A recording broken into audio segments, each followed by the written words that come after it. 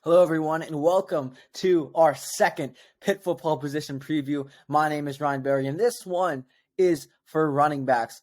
And real quick before we get into it, Alex Brown, my partner for Silsey Sports Talk, released his quarterback previews for the Steelers. So make sure to go check that out. And if you haven't seen the Pitt quarterback previews, go check that one out as well on the same YouTube channel we're on right now. We thank you for watching, and make sure you subscribe. The last video, 96% of all viewers were not subscribed, so make sure you subscribe to get and turn notifications on to get notified every time Steel City Sports Talk posts a YouTube video. So we'll be posting more and more as we get closer and closer to football season.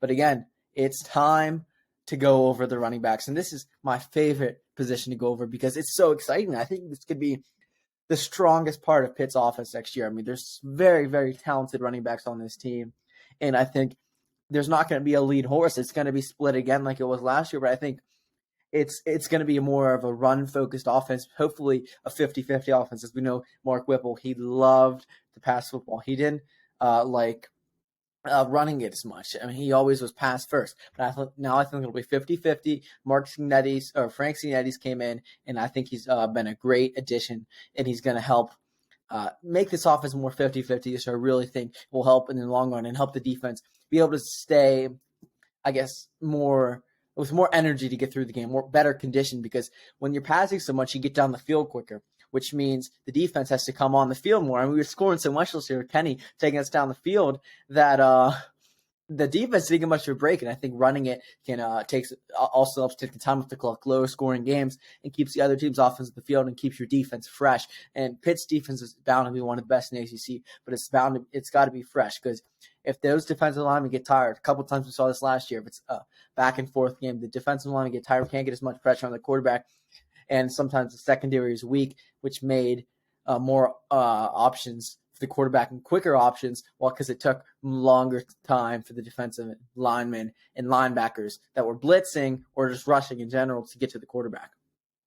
So let's get started off with our first running back. There's 5 that I'm going to go over today, and I'm going to say them, I think, in the order that they should be on the depth chart. And the starting running back, as I said, it's not going to be a lead horse for this Pitt football. I think it'll be split more with 2 or 3, but I really think the main guy should be Israel Abanikanda. He is a tank. He is going to have an amazing season, a phenomenal season, especially if he gets the opportunities. Last year, he could have had even more season. He had a great season last year as it was.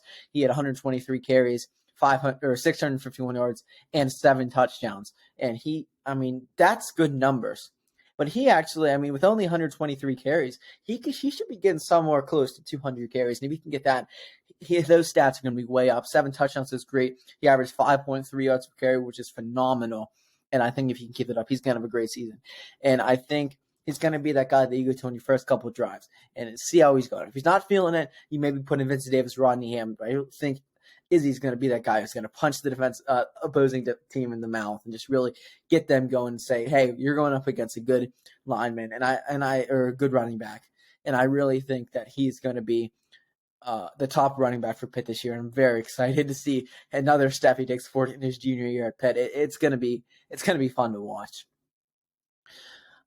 Again, he's got to be that guy. He's going to have to be the main guy. And the good thing is there's a lot of running backs on this roster that can be that guy as well if Izzy's not having his day. But I think Izzy's going to be the main guy, and I think he's going to have a phenomenal season, especially other thing I want to mention just about the running game in general is the linemen.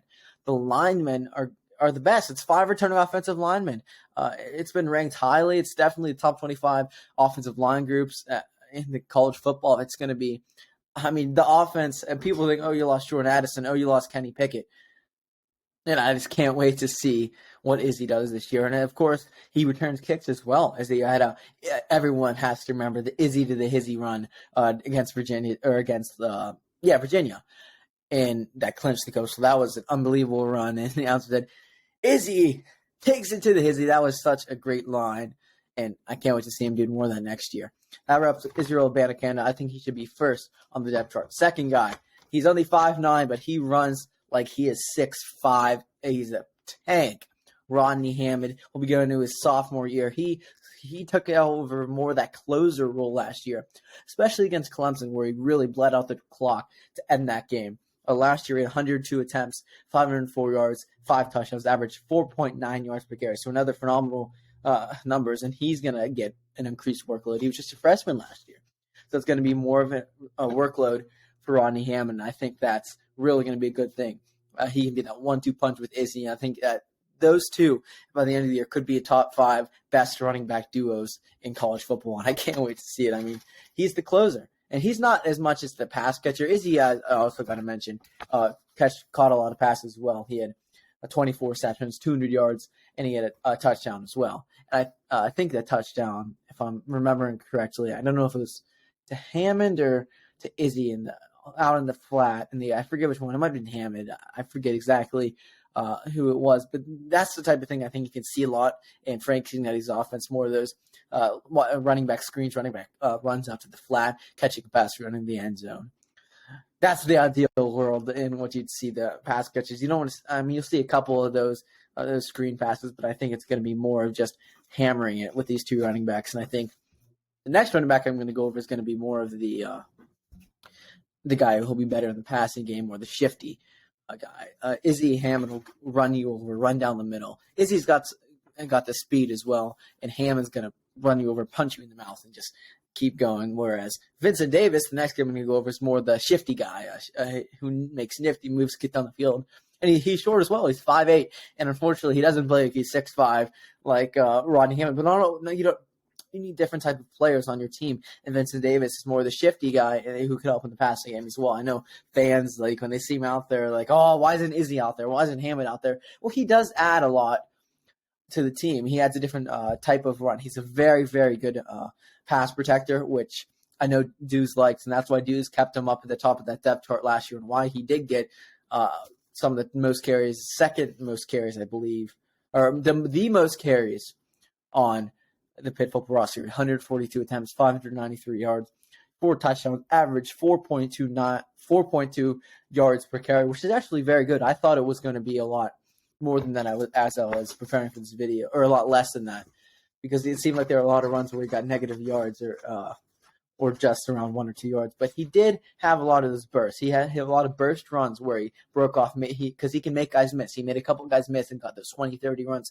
And I think he's that guy that you can put in between Hammond and Izzy that can really give them a break, and he can get you some yards as well. He's some speed. He's only 5'8", but he can really have you some speed. He's a shifty guy, whereas Hammond and Izzy are more the run you over type of guy, and Izzy has got that speed as well. So I think that's where Vincent Davis will slot in. He obviously is the most he catches the most passes, and I think will fit in the passing game a lot more than Izzy and Hammond. I think that's why he'll see himself a lot of playing time, as some Pitt fans may not like, but I think that he adds a whole dynamic to the offense, which is really exciting. I think Cignetti's really going to look into that in the screen pass game and the pass game, because Vincent Davis maybe do some 2 running back sets to kind of confuse defenses, and maybe do a fake handoff to Izzy, to pitch it out to Vincent Davis, make people miss. I think that could really add a whole new dynamic that Cignetti can work with. And of course, we're not going to know what we're going to see from this offense. And we know it's probably going to be good, but you don't know if there'll be any moving parts and what Cignetti's going to run, and we don't know how different it will be. I don't know if it'll be that different. It's going to still be more of a pro-style offense, but I think there'll be more 50-50, which is a good thing in the long run, because you're not going to have a Kenny Pickett every year. And as good as Keaton Slovis and Nick Patty may be, it's better for them to have 50-50 kind of ease into the season as they get their legs under them starting the year. But I think it's going to be a great running game this year. And there's 2 more guys I want to go over. Daniel Carter. Honestly, I wasn't going to put him in this video before the spring. If I wouldn't have made the spring game, I wouldn't have. But the spring game, he actually was a beast. He had a couple of number of touchdowns in that game. He ran guys over. And if Izzy and Hammond may get hurt, or you need a short yardage guy in some of those 3rd and 1 situations, I think big number 40, Daniel Carter, could be your man. I mean, in the spring game, he carried guys to the end zone on one of his touchdowns. He only had 8 carries last year, 29 yards, and he did have a touchdown. But I think he's going to get more carries this year. I mean, there's just so many good running backs on this team. You're like, how are you going to split up the carries? I mean, he's just going to go with the hot hand. And I think he spots in as that 3rd, 4th guy, Daniel Carter. But I think if he plays well, he can start moving up that depth chart and maybe taking some chipping away at some more reps and being that short yardage guy. The running game is just going to be very, very good next year. And I'm excited about every running back that's on this roster. I mean, any guy, you're like, I trust him. I trust him to get us yards. Of course, Izzy is probably going to end up as one of the top running backs in the ACC by the end of the year, and I'd be surprised if he wasn't. But Hammond's going to be up there.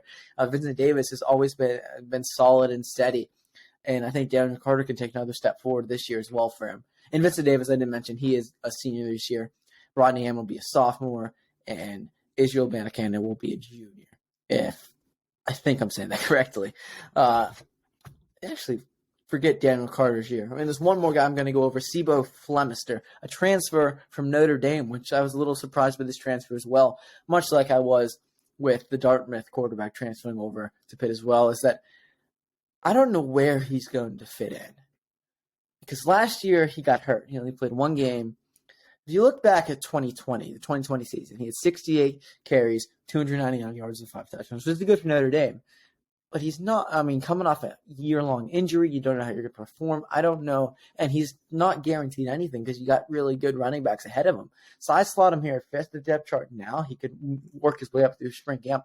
But I don't know how much he could really move up. I mean, with the talents on the roster, I'd say he maybe could move fourth or third and just, I think maybe it's going to be, Izzy and Hammond at the top. They're getting the most carries, and the other guys can kind of fight for that third spot and just go with the hot hand out of those guys to give Hammond and Izzy a rest. That's the ideal situation right now for Pitt. But of course, who knows? Maybe Signetti will like Vincent Davis, put him in like Whipple did last year. Who knows? Maybe that was Narduzzi that liked Vincent Davis. And Whipple didn't really like to run the ball to begin with. I mean, I bet if he had the option to pass it every single down, he would. But yeah, Steve Flemister, a transfer from Notre Dame, 68 carries, 299 yards, 5 touchdowns. Well, it'll be interesting to see where he slots in, where Narduzzi thought they and Signetti thought that he could fit in. Because it's going to be interesting to see because I don't know. It's like a very big unknown. It's not very question marks on the depth chart, really, but he's a big question mark of like you don't really know. I mean, you brought him in. He has experience playing at Notre Dame. Of course, if he's good enough to get Notre Dame and get 58 carries there, I mean, he's definitely good enough. But coming off an injury, it's just going to be, it's unknown what it's going to be. So I guess we'll just have to wait and see if Narduzzi gives any hints as spring training starts coming up heading into the season. We're getting under there, around 40 days now till September 1st. Pitt, West Virginia backyard brawl. We can't be excited for it.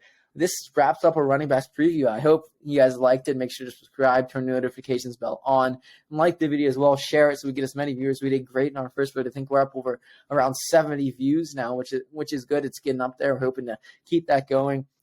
Comment whatever you want, any suggestions if you liked it, any questions that you may have. We thank you for listening. And remember, we are your one-stop podcast for everything Pittsburgh sports.